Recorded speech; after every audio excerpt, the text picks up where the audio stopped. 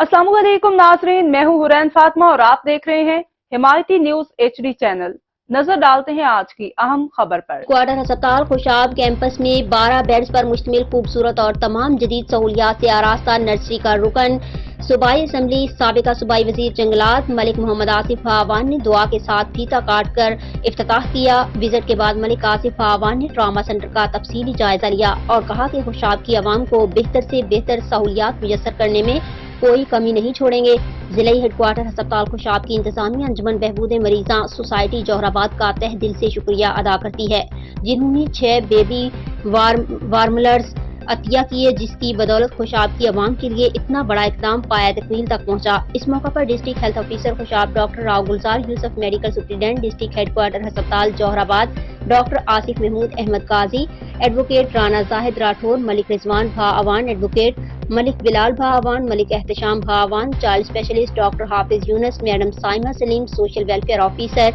Malik Shaukat Ganjeera, child specialist doctor Khudadad Malik,